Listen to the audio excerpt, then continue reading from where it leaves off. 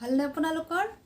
মোৰ খবৰ ভাল, কাৰণ আজি হৈছে সানডে আৰু সানডে মোৰ খবৰ সদায় ভাল থাকে।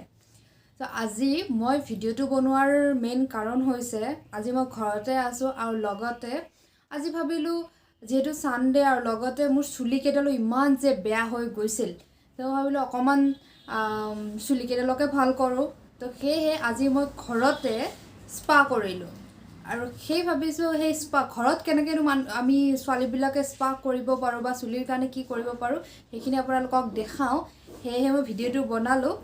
আৰু এতিয়া মই প্ৰায় গা চা ধুই উঠিলোঁ আৰু গা ধুই যিহেতু মই মূৰ ধুলোঁ, মানে স্পা কৰা হোৱাৰ পিছত মই মূৰটো ধুলোঁ আৰু এতিয়া মই লগাম এইটো মেট্ৰিক্সৰে, যিহেতু মই আপোনালোকে ভিডিঅ'টোত দেখিব, গোটেই ভিডিঅ'টো চালে দেখিব মই মেট্ৰিক্সৰে স্পা ক্ৰীমো ব্যৱহাৰ কৰিছোঁ আৰু সেয়েহে মেট্ৰিক্সৰে মই এই চিৰামটো ব্যৱহাৰ কৰিম।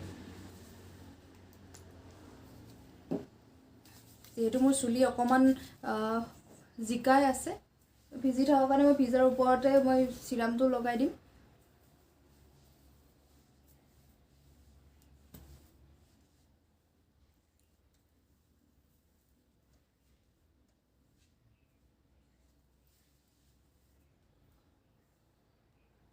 এয়া মোৰ হৈ গ'ল আৰু আপোনালোকে এতিয়া মোৰ সম্পূৰ্ণ ভিডিঅ'টো চাওক, কেনেকৈনো মই আজি কি কৰিলোঁ আৰু তাৰে পিছত কেনেকুৱা পালে চাই কমেণ্ট কৰি জনাব নাপাহৰিব। আৰু আপোনালোকে মোৰ চেনেলটো প্লিজ ছাবস্ক্ৰাইব কৰি দিব, যাতে নেক্সট মোৰ কিবা ভিডিঅ' আহিলে আপোনালোকে সোনকালে চাব পাৰে।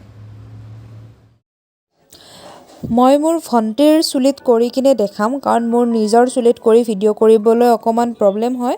আৰু প্ৰথমে মই তাইৰ চুলিকেইডাল ভালদৰে ফণীৰে আঁচুৰি লৈছোঁ, যাতে য'ত যি আছে সেইবিলাক ভাঙি লৈছোঁ আৰু তেতিয়া লগাবলৈও সহজ হয় আৰু ভালদৰে চুলিত লগাব পাৰি। তাৰপিছতে মই এনেকৈ অকণমানকৈ চুলি লৈ তাতে ক্ৰীমটো লগাম আৰু মই ইয়াতে ক্ৰীম ব্যৱহাৰ কৰিছোঁ মেট্ৰিক্সৰ স্পা ক্ৰীম, কাৰণ আমি মেট্ৰিক্সৰে শ্বেম্পু আৰু কণ্ডিশ্যনাৰ ব্যৱহাৰ কৰোঁ, সেয়েহে মই মেট্ৰিক্সৰে কৰিছোঁ। কিছুমানে বেলেগ ব্ৰেণ্ডৰো ল'ব পাৰে। আৰু তেনেকৈ মই অকণমানকৈ চুলিৰ একেবাৰে গুৰৰ পৰা এডালত ভালদৰে লাগি যোৱাকৈ লগাইছোঁ। মই লগাই একেবাৰতে অকণমান চুলিকেইডাল মাছাজ কৰিও গৈছোঁ, যাতে ক্ৰীমখিনি শুকাই নোযোৱাতে চুলিৰ ডালত ভালদৰে লাগি যায়।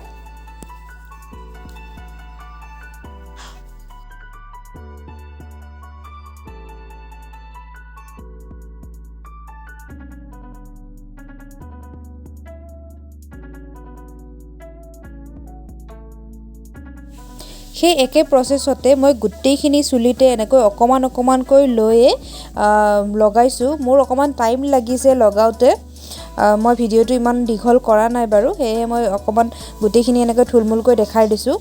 আৰু এতিয়া গোটেইখিনি চুলিতে ক্ৰীম লগোৱা হোৱাৰ পিছত দেখিছোঁ যে তাইৰ চুলিৰ মানে তলৰ ফালে ভালদৰে লগোৱা যোৱা নাছিলে, কাৰণ তাইৰ চুলিৰ কোৱান্টিটিটো বেছি, সেয়েহে মোৰ তলৰ ফালে লগোৱাত অকণমান কম হৈছিলে। পিছত মই আকৌ অকণমানকৈ ক্ৰীম লগাইছোঁ তলৰ ফালে, অৰ্থাৎ ডালখিনিত লগাইছোঁ আৰু লগাই মাছাজ কৰি দিছোঁ, যাতে চুলিৰ একেবাৰে গুৰলৈকেও ভালদৰে লাগি যায়। মোৰ ক্ৰীমখিনিও, যিখিনি এক্সট্ৰা ক্ৰীম লগাইছিলোঁ সেইখিনিও প্ৰায় গোটেইখিনিতে লগোৱা হৈছে। আৰু তাৰ পিছতে মই এনেই ওপৰেও অকণমান লৈ মাছাজ কৰি দিছোঁ, যাতে ভালদৰে লাগি যায়। আৰু মোৰ প্ৰচেছটো ইমান ভাল হোৱা নাই, যিহেতু মই ক'তো ট্ৰেইনিং লোৱা নাই, নিজেই যিখিনি পাৰোঁ তেনেকৈ কৰিছোঁ।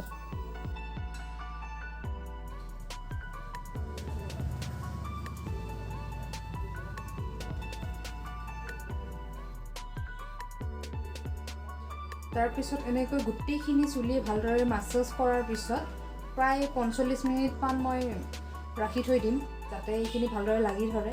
তাৰপিছত থৈ দিলেই হৈ যাব, নৰ্মেল শ্বেম্পু কৰি দিম, তাৰপিছতে হৈ যাব।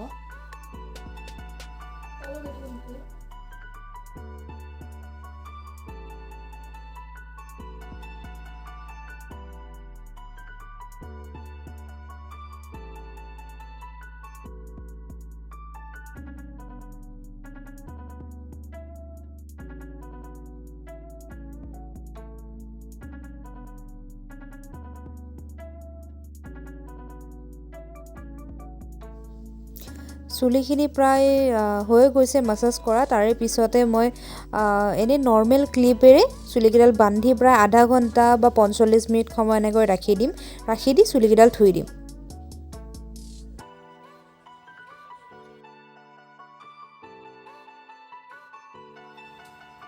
প্ৰায় 45 মিনিটমান থকাৰ পিছত তাই চুলিকেইডাল ধুই আহিলে আৰু এতিয়া মই এইটো মেট্ৰিক্সৰে চিৰামটো লগাম।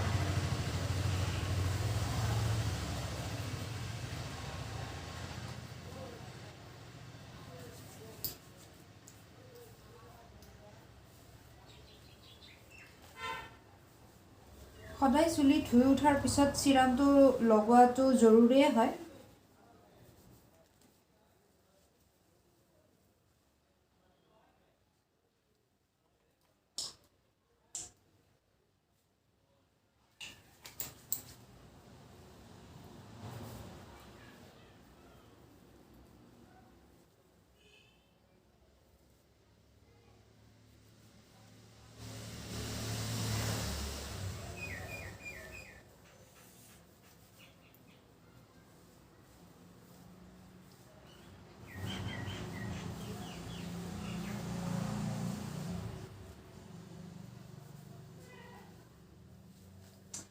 এয়া তাইৰ চুলি ৰেডি হৈ গ'ল। স্পা কৰা হোৱাৰ পিছত চুলিৰ লাৰিয়ে ইমান যে ভাল লাগে, একদম স্মুথ, বিৰাট লাহি হৈ পৰে আৰু এয়া আমাৰ স্পা হৈ গ'ল। একেবাৰে শেষত thank you so' much for ৱাটছিং।